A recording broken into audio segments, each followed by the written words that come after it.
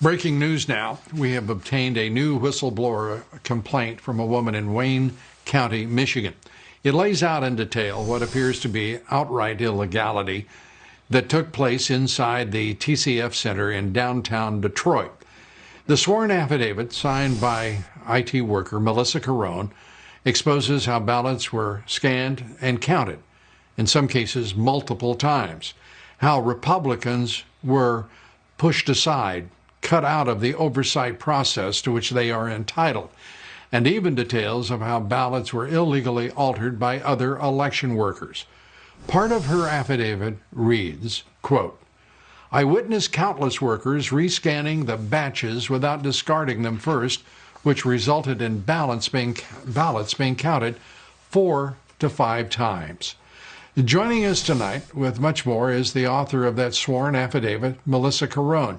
She was contracted by Dominion Voting Services to offer technical support while votes were being counted in Detroit.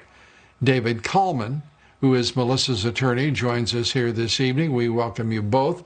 And Melissa, I want to just say, first of all, my compliments to you for having the courage to step forward and to say exactly what you saw and to defend the integrity of our electoral process. And I want you to know I'm deeply grateful, and I'm sure all Americans are deeply grateful to you.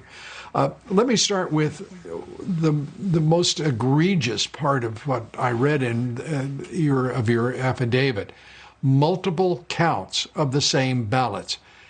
How did that happen? So the workers are handed ballots in stacks of 50s. They are referred to as batches, and they run them through the tabulators. When the ballot has any kind of a mark on it, it'll stop.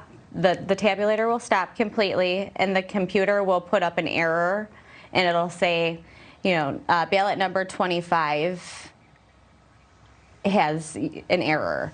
And so the process would be to take ballot number 25, as well as all of the other ballots that had already went through the tabulator, off, put them back in a pile, put ballot number 25 on top of the stack, discard the whole batch, and rescan it. And instead they went through that process several times. Describe the night shift chaos that you described. Food vans apparently showing up, but not with food, but with ballots, apparently. Give us a sense of what happened there.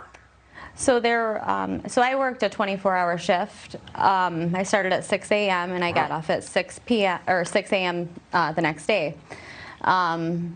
So I started at 6 a.m. November 3rd, got off at 6 a.m. November 4th. So I was there during their day shift and their night shift. The city provides the workers with food for their shift. Well, they only had enough food for 1/3 of their workers. Boy. So that is the reason why they were claiming that these vans were brought in. But these vans did not have food taken out of them. And the vans that showed up, they were supposed to be filled with food. What did they have in them? Do you know?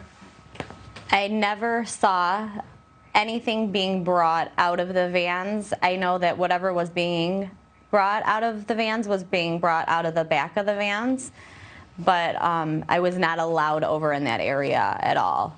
But the vans were definitely not big enough to be carrying enough food for 2/3 of those workers. Well, it's all very suspicious. It is very clear that you have witnessed highly irregular activities in that counting session. And David, I want to turn to you. How well protected is Melissa as a contractor for Dominion voting, the voting systems, and your role here? Well, I'm the lead attorney with Great Lakes Justice Center. We filed the complaint on behalf of 2 voters and residents of Wayne County. Melissa is one of our witnesses who provided an affidavit, as well as many other people. We have affidavits from another whistleblower, Jesse Jacob, who is an employee of the city of Detroit, Right. worked in the election department. She delineates all kinds of fraud and problems she saw. And then also an attorney, Zachary Larson, who's a former Michigan Assistant Attorney General, worked under both Republican and Democrat administrations, and he saw many acts that were incredibly concerning to him. We got an affidavit just this afternoon, Lou, from Ruth Johnson, who is our former Secretary of State, who just left that position 2 years ago. And she reviewed our complaint and all the affidavits, and she recommended to the court, we had a hearing today at 3 o'clock, and she recommended to the court that the court intervene and take action to order an audit. Michigan now has a new constitutional provision that allows voters to request a results-oriented audit to ensure the accuracy and integrity of elections. So we're asking the court, and we did it today, we had about a 2-hour hearing. The judge is going to rule at noon on Friday as to whether or not an injunction will issue to stop the certification of the votes, and then whether or not there will be a audit ordered, as well as a protective order to protect evidence so it's not destroyed. So that's what we asked for today. And Melissa's been very brave to come out with her affidavit as well as the others. You can go to our website, greatlakesjc.org, and you can see the complaint and all the affidavits and read it all for yourself. Right. Great. Super. David, thank you very much. Melissa, as we go, I want to give you the last word. You work for Dominion. Did you complain to Dominion about what you were seeing, and what was their response? We have just about a minute. I absolutely did. I confronted my boss, and he told me that he doesn't want to hear it. He didn't want to hear it. He said, it is not our job to be running their election. We are here to assist with IT. Melissa Carone, again, our thanks for stepping forward. David Coleman, thank you. We appreciate you both joining us tonight to shed further light on what was going on in this country on election night, and a bit of what before and after looked like as well.